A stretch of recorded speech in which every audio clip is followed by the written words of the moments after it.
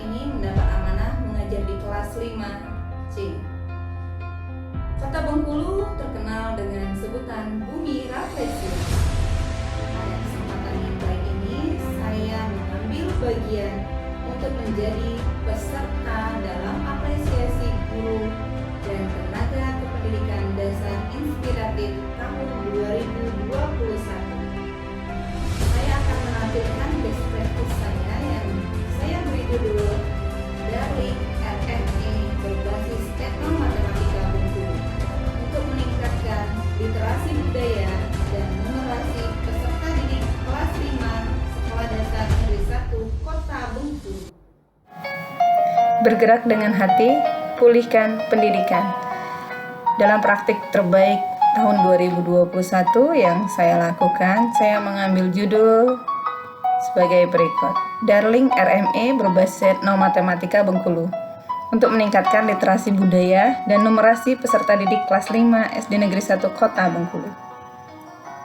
Yang melatar belakangi kenapa saya mengambil judul ini, yaitu kurang semangatnya peserta didik dalam melaksanakan pembelajaran tatap muka terbatas, serta hasil diagnosis awal siswa di awal pembelajaran PTMT, yaitu yang saya ambil dari kompetensi dasar di kelas sebelumnya dan kelas saat ini, yaitu di kelas 5, itu menunjukkan hasil belajar yang masih rendah, terutama untuk mata pelajaran matematika, yaitu materi pecahan dan geometri, serta literasi budaya yang kita rasakan pada saat ini masih kurang, dan juga numerasi peserta didik yang masih jauh di bawah standar, serta bahan ajar yang belum sesuai dengan kondisi pada saat ini, terutama untuk kita meningkatkan kenyamanan dalam pembelajaran kita di sekolah maupun secara daring atau disebut tatap muka terbatas. Yang juga saya kaitkan dengan pelajar Pancasila, yaitu profilnya ada beriman bertakwa kepada Tuhan Yang Maha Esa dan berakhlak mulia, mandiri, bernalar kritis, kreatif, bergotong royong, dan kebinekaan global. Seperti yang kita lakukan di sekolah, terutama di kelas saya, kegiatannya berupa kegiatan yang meningkatkan profil pelajar Pancasila, yaitu di sini kita memulai dengan pembelajaran berdoa bersama, membaca Al-Quran, dan juga kita melaksanakan sholat duha bersama.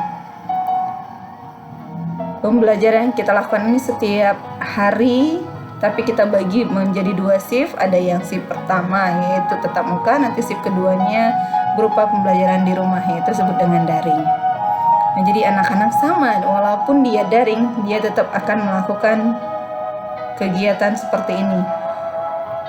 Ini adalah kegiatan Profil Pancasila juga, yaitu bernalar kritis tadi. Nah, untuk membuat anak-anak nyaman belajar, sebelum melaksanakan pembelajaran kita mengadakan ice breaking, jadi membuat anak-anak riang agar materi itu mudah dicerna oleh mereka. Jadi mereka sudah nyaman, sudah tenang, dan bersiap untuk belajar. Ini yang juga kita lakukan pembelajaran yang di luar kelas. Nah, dari kegiatan tadi, saya mencoba menyusun modul matematika, yaitu berbasis RME, berbasis etnomatematika, yang diperuntukkan untuk pembelajaran daring dan luring, serta realistik matematik dan etnomatematika yang kita angkat adalah etnomatematika Bengkulu. Nantinya diharapkan dapat meningkatkan literasi dan numerasi peserta didik kita. Perencanaan yang saya lakukan pada saat melaksanakan pembelajaran tatap muka terbatas, dari hasil diagnosis, yaitu menganalisis materi berdasarkan diagnosis awal tadi, kita menyusun RPP. RPP di sini kita tekankan kepada karakteristik peserta didik saya di kelas 5C dan juga modul RME berbasis etnomatematika Bengkulu. Ini contoh modul yang kita kembangkan. Nah, pelaksanaannya juga kita nanti laksanakan secara daring maupun luring. Pelaksanaan PTMT atau pembelajaran tatap muka terbatas, anak-anak kita terbagi menjadi 2 shift, yaitu shift pertama itu dilaksanakan di hari Senin, Rabu, dan Jumat, serta shift kedua dilaksanakan hari Selasa, Kamis, dan Sabtu. Itu yang mereka melaksanakan pembelajaran tatap muka di sekolah. Nah, selebihnya misalnya shift 1 daring, maka shift 2-nya akan luring, seperti itu dan sebaliknya. Nah, pelaksanaan pembelajarannya ini tadi, yang jika di kelas kita akan membahas materi-materi yang ada kita siapkan dalam modul tadi. Nah, jika ada pelaksanaan berupa daring, kita melaksanakan pembelajaran secara virtual, bisa melakukan Zoom atau juga kita melaksanakan pembelajaran melalui WA group atau WhatsApp group. Ini pelaksanaan-pelaksanaan yang kita lakukan di kelas saya. Nah, evaluasi pembelajaran yang saya lakukan yaitu berdasarkan hasil pembelajaran, yaitu pengetahuan, keterampilan, dan tentunya adalah sikap yang kita kaitkan dalam pembelajaran di kurikulum 2013. Dari hasil yang kita peroleh yaitu pengetahuan itu terjadi peningkatan 87%, keterampilan 98%, dan juga ada literasi budaya. Di sini literasi budaya yang kita tekankan adalah literasi budaya Bengkulu. Ada 95% siswa memahami terhadap literasi budaya, serta juga ada penguatan numerasi, ada 80% siswa kita mengalami peningkatan. Nah, ini adalah hasil produk anak-anak yang kita kaitkan dengan etnomatematika tadi. Ada membuat kue baitat.